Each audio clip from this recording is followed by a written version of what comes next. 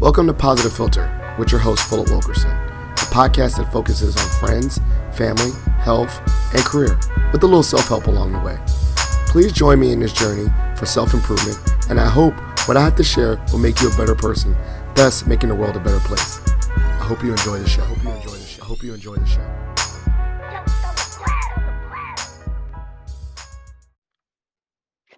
Hello, ladies and gentlemen, boys and girls. It's Philip Wilkerson back with another episode of Positive Philter. I'm joined by a special guest. Everyone's a special guest. I'm joined by brother Ramon Peralta. Now, we met digitally in the world of Facebook. Shout out to the brothers Alpha Phi Alpha. But I've been following this brother, and he aligns and vibes with me so well. Procaine gang, whatever. We're in a bunch of Facebook groups together.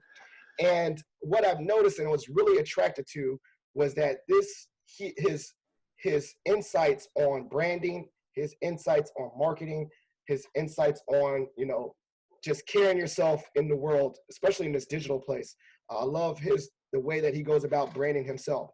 And so the conversation that we're going to talk about today is about building your own personal brand and carrying yourself and really showing the world who you are in the digital space. But before we get into the questions for the podcast, I would like Brother Peralta to give a little background or introduction of himself. Sure. Hey, Brother Wilkerson, thanks for having me on the show. Very excited to be here. I'm the founder and creative director at Peralta Design.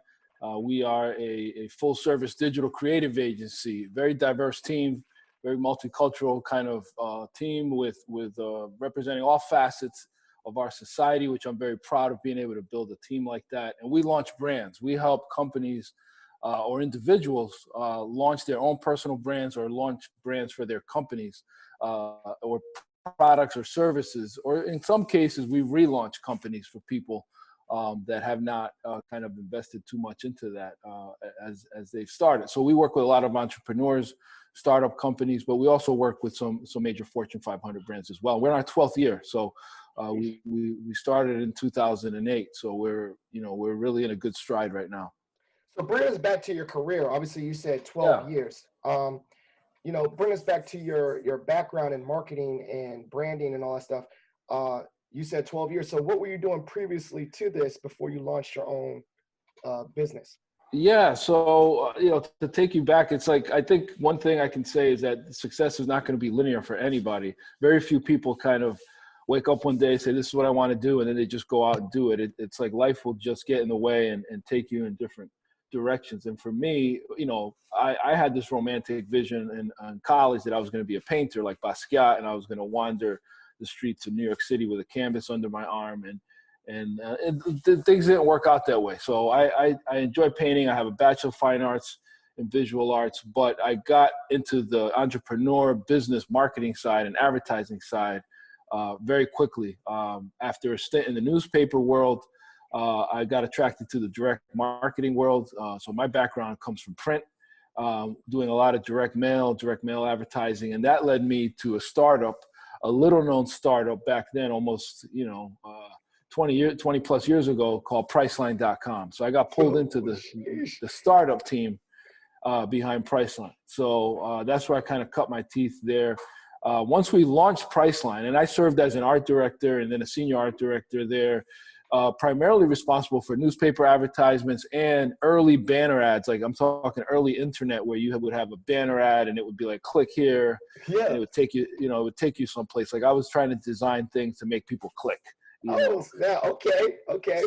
So yeah. So and then once Priceline started, I had so much fun starting the company that I didn't move with it. So what I mean by move is I was working at an incubator called Walker Digital, and that company was run by an inventor who was my boss, Jay Walker, and he had over 400 patents. Priceline was just one of them. And so when I saw what we did with Priceline, I didn't want to go work in the cubicle at Priceline. I wanted to stay at Walker Digital and see if we could do this again. And I had more fun in the creation of a business versus like just being in the business. Like, that corporate lifestyle wasn't really for me. I really enjoyed this ideation and the creativity and the spontaneity that came with working at an incubator, which is where we created Priceline. So when you started to say, okay, I'm gonna branch off and make my own business Yeah. and build a Yeah. brand, Yeah. and we talked about this a little bit briefly offline. Yeah. I mean, you're using your own name, so kind of bring us Yeah. back to like, yo, the creation process of I'm gonna go out and do my own thing, and then Yeah. also I'm gonna put my name on this. Yeah. Well, it's funny, the evolution, I mean, because brand evolution is something I talk about. And so brand evolution is interesting for our sake, because for my company, because I actually started my company when I was still in college. You know, if I go back to like, you know, I reveal my age and I don't mind, but 1992, I remember creating an LLC for my company while I was still in college because I wanted to draw caricatures for $10, you know, at parties. And so I wanted to like hustle and draw people and charge them $10. And I knew well enough that I didn't want to get like snatched up because I didn't have the right permits or whatever. So I wanted to buy supplies. You know, I had enough knowledge where, you know, somebody said to me, you know what, if you buy art supplies and you use them for your business, you know, you don't have to pay taxes. So I learned at an early age, like the tax advantages for establishing a business. And so the original name that I registered with the state was super long. I didn't know anything about URLs or anything. It was like Peralta Illustration and Design LLC. That's still my legal company name. And what happened was, fast forward to working at Walker Digital, because we were in this environment where we were starting up companies, like you could literally have a business card for a company one day, and then the next day that company didn't exist anymore. And we were on to the next.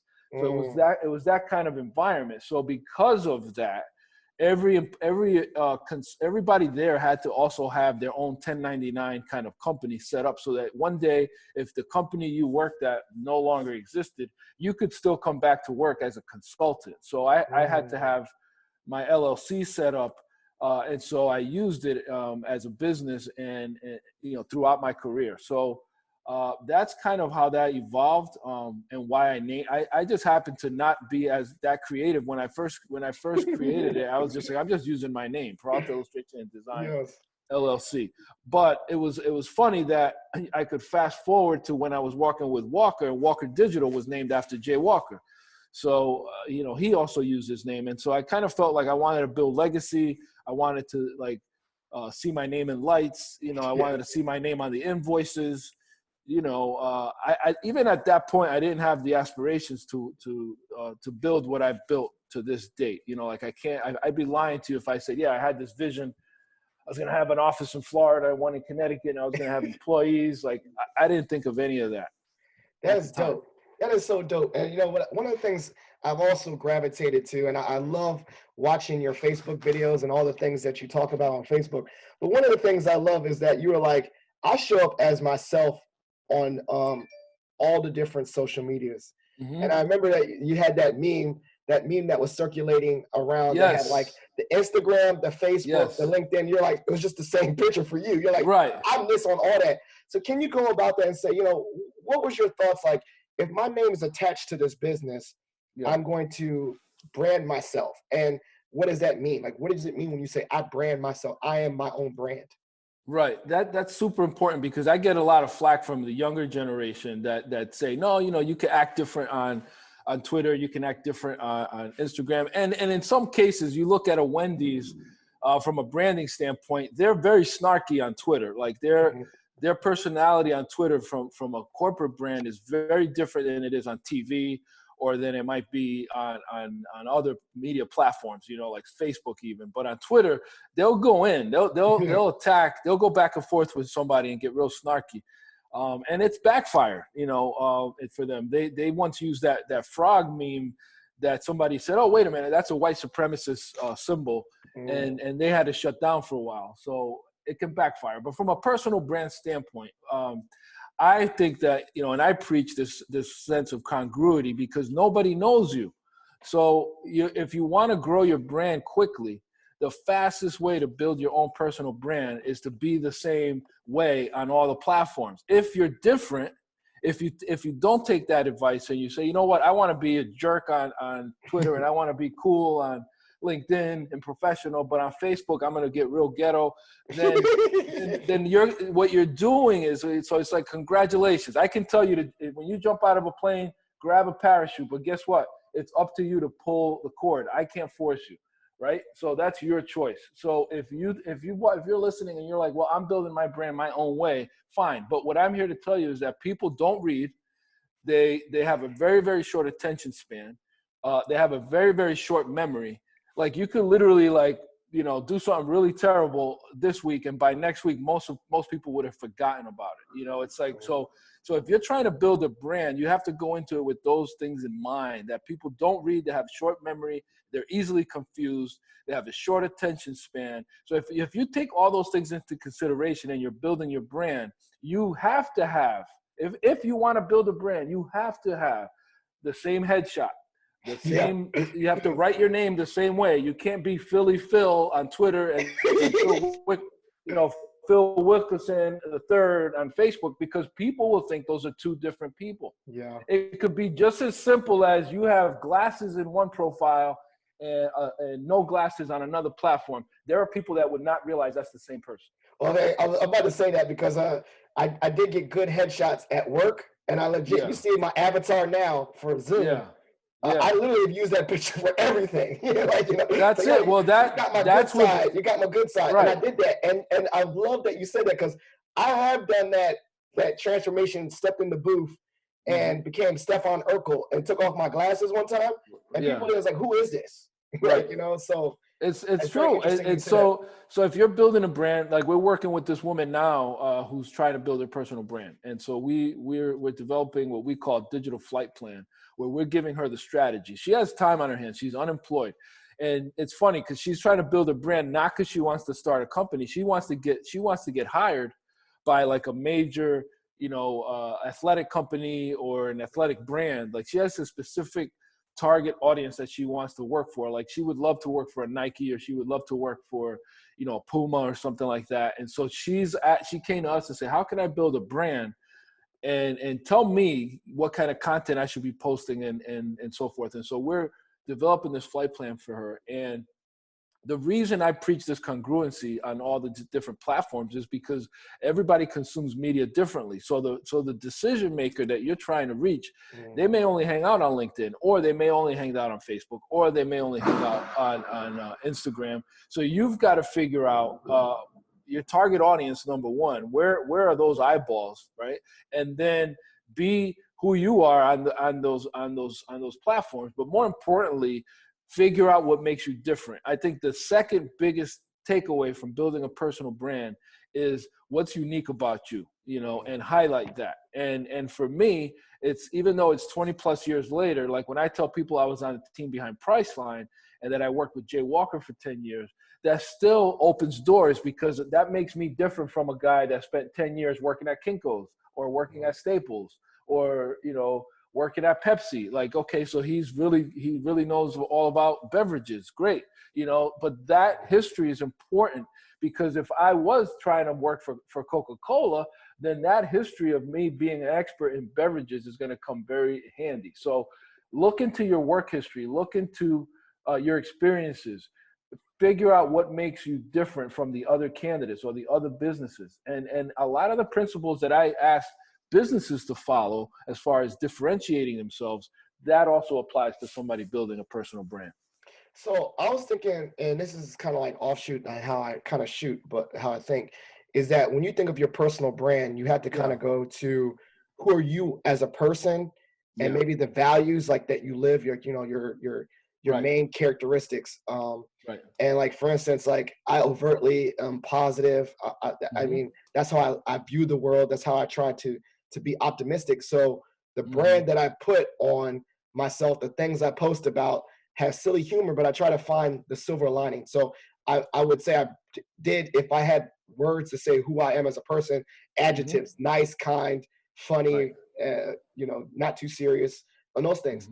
So when you're using your name, Peralta, what were the things like when I guess you had to do like a whiteboard meeting, whatever. What were some of the words that you would use to like say like, this is who I am as a person? And then as I go out and market myself in these different platforms, I really come back to those cores of those Yeah. words, those core words of who I am.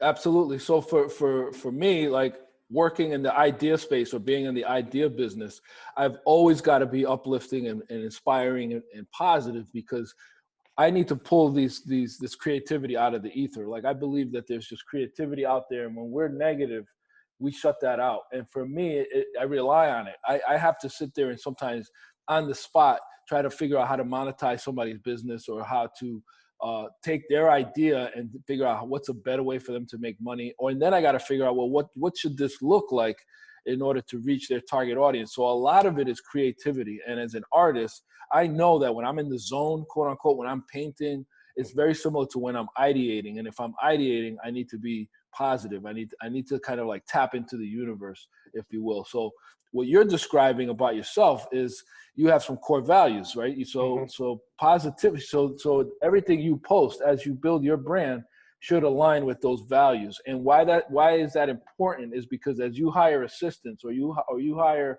help, or you grow, or you have a goal of scaling your business, everyone that you hire needs to align with that, because they're going to be out there kind of representing you. And so for me, as I built my company and I hire people, it's very important for them to be in alignment with what we believe in. And you'll attract people that are also in alignment with those core values. So what was your core values as you go through as a business? And you say like, I kind of would say from my Yeah. observation, what I think you are, because I think you're definitely positive and funny and very insightful. But what were the ones that you would say that you defined for yourself that you really want to infiltrate, that's what I promote through your Yes. design company? Yes. Well, we've had the luxury and been blessed with the opportunity to attend Tuck on several occasions for business courses. So I've done several executive business courses at Tuck, and part of going there was going through these exercises of building a scalable business, and it really forced me to kind of dive into writing down what my mission statement was, vision, mission, values. And so when it comes to values, we've developed the honesty, integrity, and transparency. So we call that the HIT value system, HIT. And why did we choose those? Because you could pick anything and sound good, but in our industry, you in your industry, right? If you're in business of any sort, you need to be in tune and be observant of what are the pain points in that industry. And what I've found over the last 25 years is that people have a negative connotation of dealing with advertising or marketing agencies, where they're not always transparent, where they're not always honest, where they take jobs and they take money from people knowing that they're not going to deliver the results that they've promised. And that's where the integrity comes in. So we decided to focus on all those, to be the antithesis, to be the opposite of what people expect a creative agency to be like. So we spend money on software where we track time on projects, so that if a client wants to know, well, how many hours do we have left? It's kind of like, hey, here, we can generate a report to you. So that's the transparency. We once turned down a job from a mother and son who had spent their whole 401k on a startup, and it was failed. It was like they had gotten it built overseas. It was terrible technology, and they wanted us to fix it. And we told them, look, we can fix it for $100,000, but we would recommend that you rebuild it for $150,000. And then we think you'll have a better success rate with your target audience. And they said to us, well, we really can't afford 150. All we could do is 100. And then I said to them, well, then we can't help you, because I don't want to take your 100 and you'll end up with a product that we wouldn't stand behind. And we let that fish go. And my team was watching, and my team's watching. And the client turned around to us and said, you know what, we're going to go back to the folks that built this for us. We're going to see if they can implement the suggestions you made. But we just wanted to tell you that we've never dealt with an agency with that kind of integrity before. And when that happened, that was like a turning point for us as a company, because my whole team was like, wow, Ramon's not just after the money. He's actually trying to do the right thing. And that's a very important message to send to your team and to your clients. And just when you go to sleep at night, you know what I mean? You just want to feel like you did the right thing. I love that. I love that. And I think that's something I think about in regards to, obviously I'm not a business, I don't have a brand, but I definitely have wrote out words that I want to describe myself. And then as I navigate the world, if I find like I'm falling away from those words I describe myself, I have to pull myself back to it and say, yo, I know I flipped out on my wife or my kids. I was angry, but I'm not an angry person. I'm a kind person. So I gotta apologize. Like, it's like almost like those words gravitate and draw me back to who I am as a person and say, yo, if I'm gonna promote myself as this or go out in the world and say I am this type of person, then I need to uphold those things. Is there a time where even in the challenges of your business where you felt like, dang, I'm kind of falling away from the hit value system? Like I'm sailing, not sailing away, but floating away from it. I need to pull myself back to my core values. Yeah, it's very important because recently we had an opportunity. I shared it. I shared about it on social because the team was kind of like they're always watching. Like if you have staff, if you have they want to see what their leaders up to, what kind of decisions are being made, and we had a great opportunity because this company, there was a particular agency that wanted to hire us because they were trying to win a job. They wanted to go after a job. They were predominantly white agency, and they were like, I guess the assignment was to target or market towards a Hispanic audience. So they saw me and they were like, oh, well, Ramon, he has an agency, Peralta Design. They must be experts on the Hispanic market. And they contacted us. I had a conversation with them, and I told them, I said, look, being multicultural is in our DNA. I mean, you look at our team, we've got pretty much every race and nationality is represented on our team, but that's not what we put out on Front Street. Like that's just who we are. And what the agency I think was looking for was somebody that was going to say, hey, we're experts at reaching the Hispanic audience. And what I wanted to tell them in transparency was, I want you to understand that I'm not going to present myself to you and say, yeah, we're experts at the South American Hispanic market or the immigrant population or that kind of a thing. If you're talking about multicultural Gen Z or millennials or first generations, yes, because we are that. We will be sensitive in our creative process to what may set people off, what may resonate, what may they identify with. But I couldn't, in honest, with a straight face, misrepresent my company just to align myself with what they were looking for, and I turned it down. All right, and so my team kind of was like relieved because the first thing, if you tell somebody you know how to do something or you're an expert at something, they want to see examples. And I knew that in my portfolio, in our company's portfolio, we didn't have the kind of work that this agency was looking for. And so it's very helpful to kind of have some core values, because in those situations, when you're on the fence, when your gut is telling you like no, but your pocketbook is telling you like yes. Yeah. Your team is like, yes, they're watching, but they were relieved. They were like, one of my staff said, this is why I love working here, because we stick to our principles. And if you don't have them, it's very difficult for you. What ends up happening in companies that don't have them is that the staff don't know what to do. And then they always got to turn to the boss and ask the boss, and the boss has to make a decision on the fly.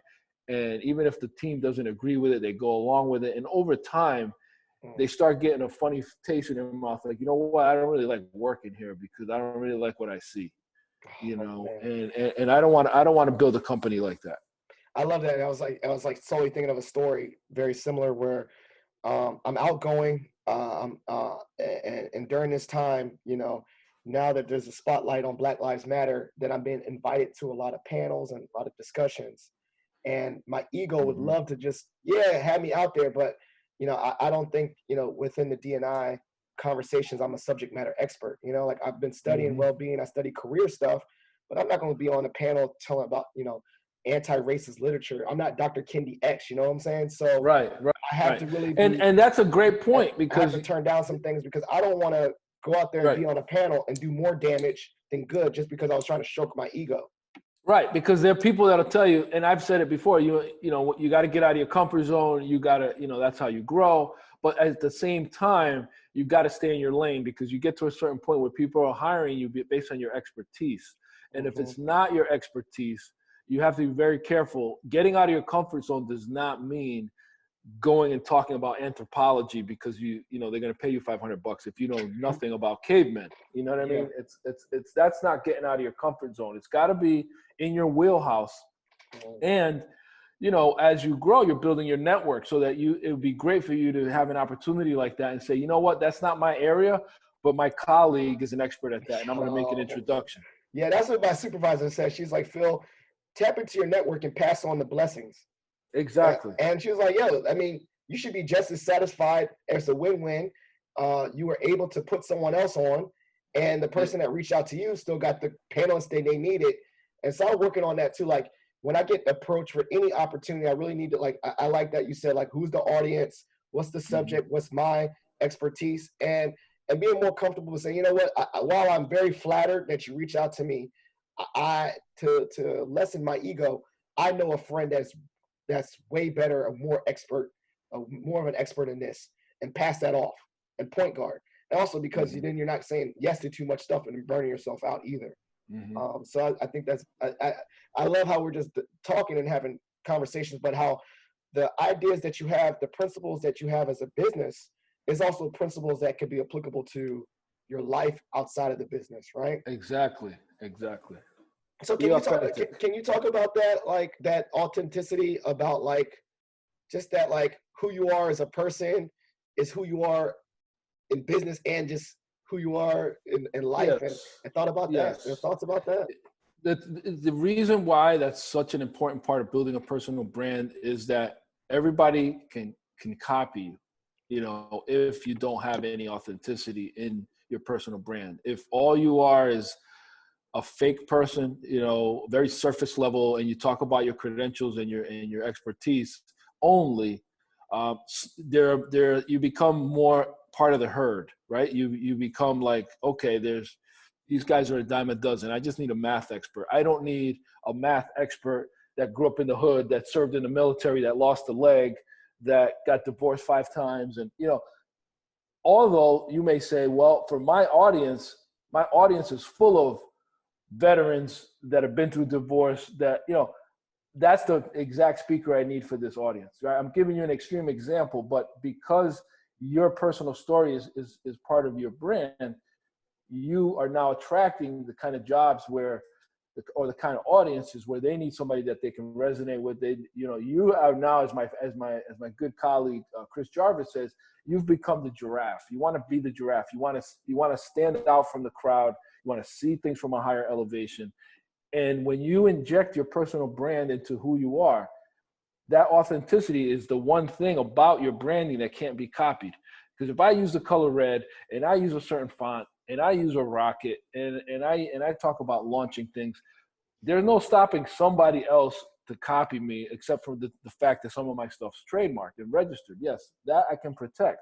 But overall, like if I don't inject who I am into my brand, and I don't put out this content where people get to hear me and see me, and I don't make the time to do podcasts like this, then I am doing a disservice to my brand, because I am not differentiating myself. You always need to, especially now, people are so in tune. Like back in the day, nobody knew what the heck a CEO of a company was doing. Now it's like every time something happens at Starbucks, we know exactly what the CEO of Starbucks is doing.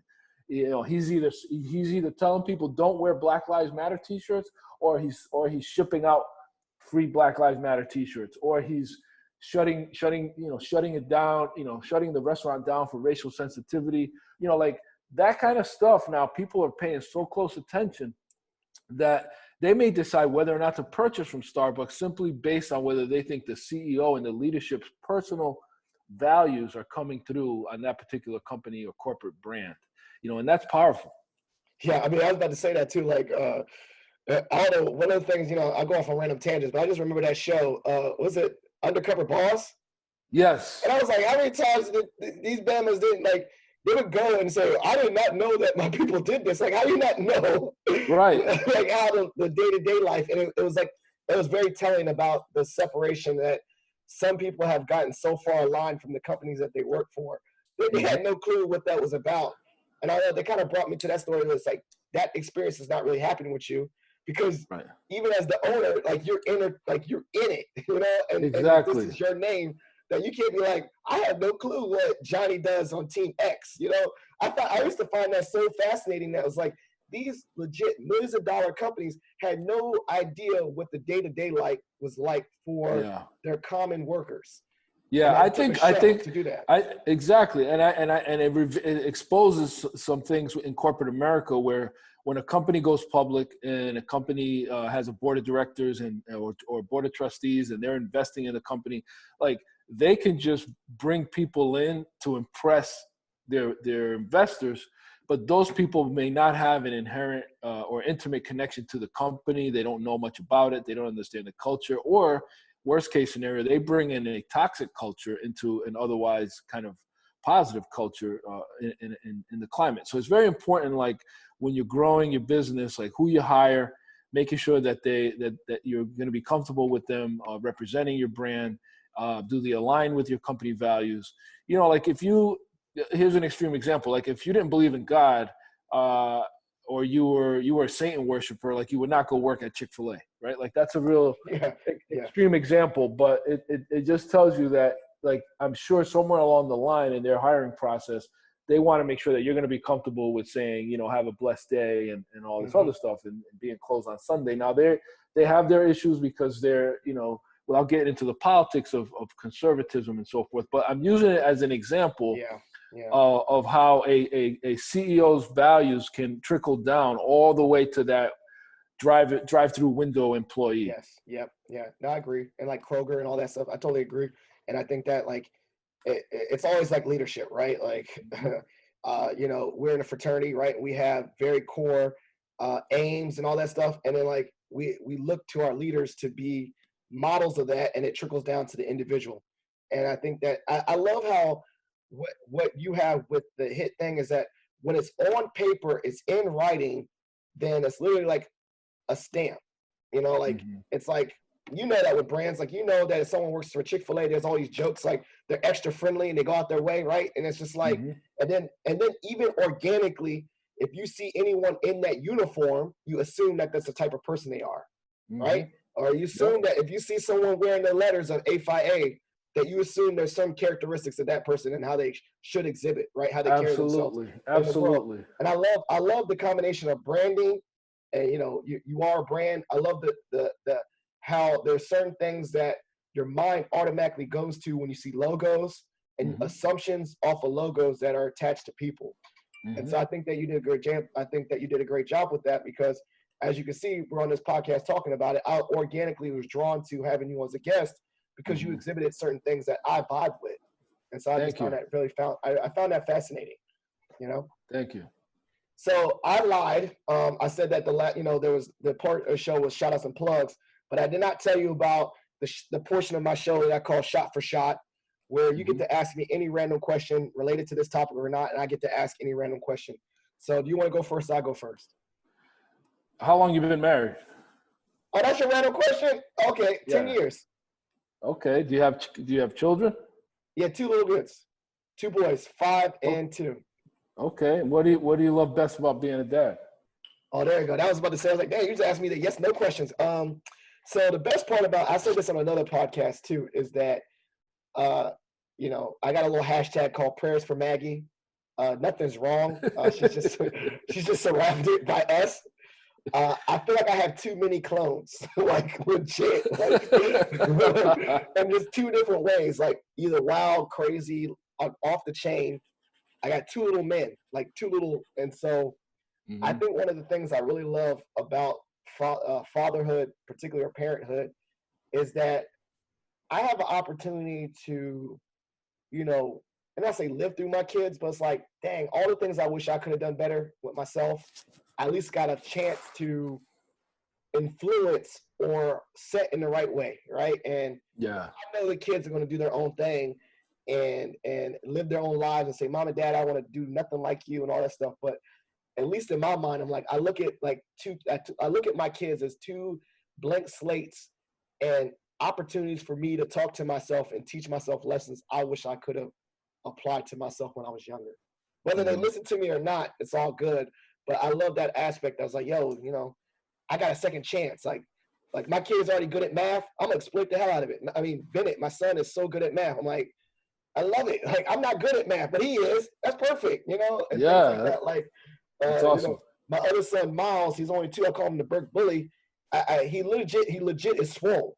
Like he has muscles. Like, so I'm already thinking about what sport I want to exploit him in, you know, like gymnastics or football or whatever.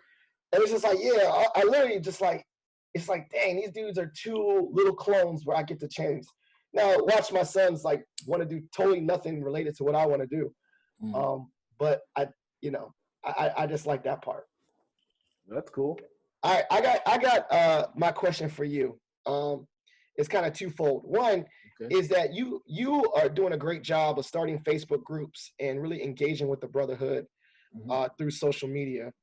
Um, One, what gives you like the motivation to connect with the brothers via social media so well? And then 2, why are we propane gang? Why are we propane gang? Yeah, you gotta tell us why we can't. Like, what's our values? What's our values as propane gang? Well, you know. We got better things to do, man. We ain't got that kind of time, man. I tried using charcoal at one time, and by the time I brought the food in, my wife said I already ate. So she left me standing there with a tray of chicken wings, man. So it took me like 4 hours to cook these things, man. Okay. And like propane, I maximize my time, man. I live and die by my calendar. Everything's booked in 15, 20, 30-hour segments. I love to maximize my time. I feel like I'm always working, but I have fun while I'm working.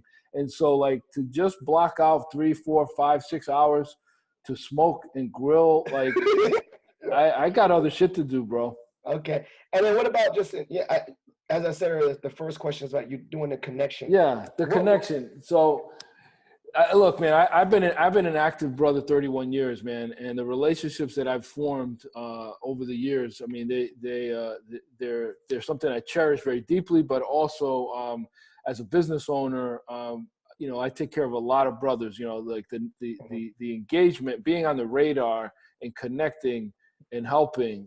It's, to me, it's what brotherhood's all about, and Facebook and being able to engage brothers on Facebook and get to know them there is just you know, a blessing to me. It's just like a great medium to engage and connect and respond and get to know. And so I don't understand the brothers that are trolls, you know, that just kind of lurk and they don't post content, and they read but they don't really add any value. They, you know, like I don't get any satisfaction. My joy comes from making a brother laugh, helping their son out, like I just did with brother Andrews. And the only way that you know you're going to connect and engage with people is, you know, you have to partake in the social aspect of social media, which is, you know, have conversations, reveal, be honest, be vulnerable, you know, put yourself out there. I mean, you know, I get skewered every time I put out propane stuff, but I'm fine with it. I'm fine with it. You know, I like that. And I like that. So I would say I got one more question that's most random, but it's about the connection on social media. yeah. You know, before, you know, you know, you've been in the gang for Alpha for so many years.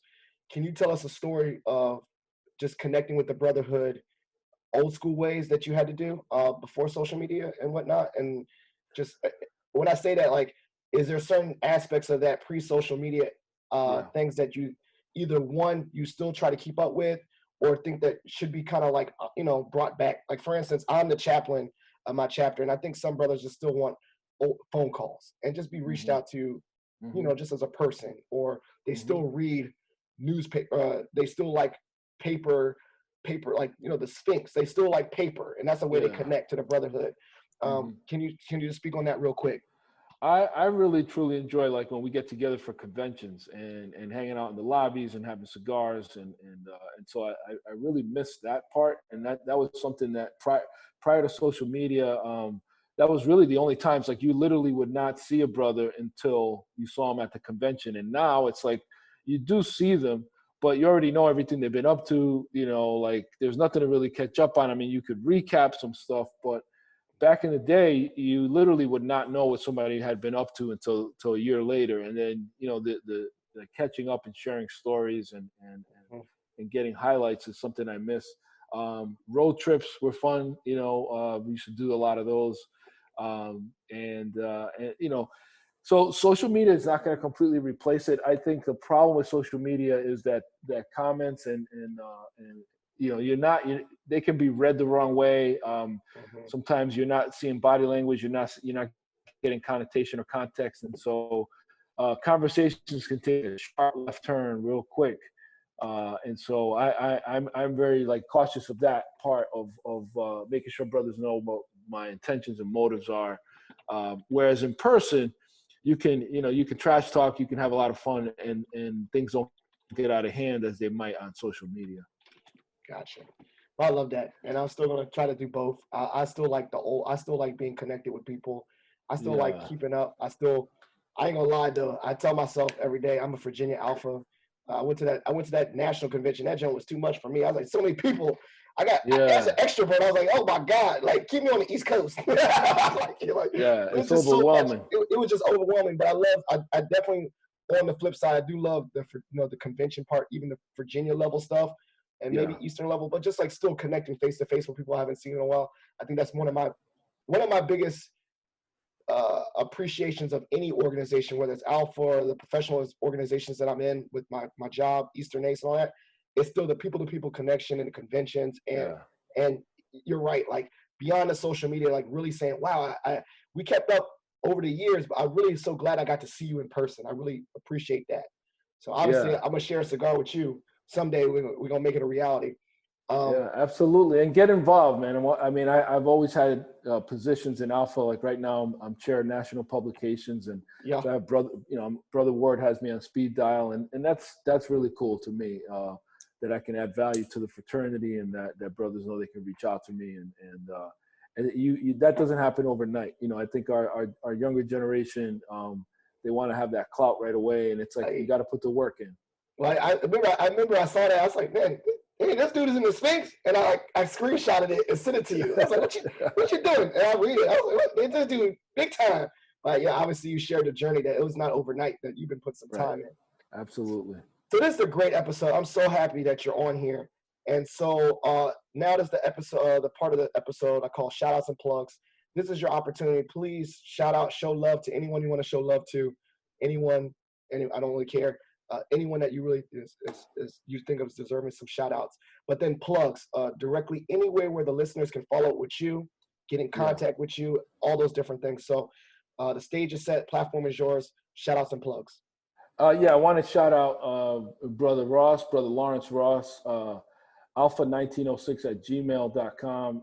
He's coming out with a platform called 365 Ally. I had him on my podcast yesterday, and it's going to be like a directory for Black and brown businesses. So shout out to him, the consummate entrepreneur. And also for us, you can follow us on Instagram, Peralta Design HQ. We're on LinkedIn, we're on Facebook, and I'm not hard to find. And I'm always down to help somebody else on their journey on how to launch their brand. And it really is rewarding to me to be able to inspire others and help others fulfill their dreams of building their own business and building their own brand. So I really appreciate you. I want to shout out you for having me on the show, and I would love to come back if there's an opportunity. I love it. Well, thank you, listeners. Please follow up and just connect with him. I mean, yeah, even if organically you want to lurk, like as he said, and just lurk, he's still dropping really good content and good ideas and things that the messages that he does send are very applicable not only to new entrepreneurs but also just in general about how you navigate yourself as a person, especially in this digital space where a lot of us, we are our own personal brands and we carry ourselves as such. So please connect with him. So Positive Filter listeners, if you really like this episode, please share it with a family and friend. It's Positive Filter on all platforms. You can leave a rating or review on iTunes. And just if you have a call, you want to leave a voicemail, it's 571-336-6560. That's 571-336-6560. That's a podcast hotline. Sharing positivity is something we all can do. And thank you, and we're out. Thank you for listening to Positive Philter, a podcast that focuses on family, friends, career, with a little self-help along the way. If you enjoyed this podcast, please share it with your family and friends, and like the Facebook page, Spreading Positivity of Movement. Thanks for listening.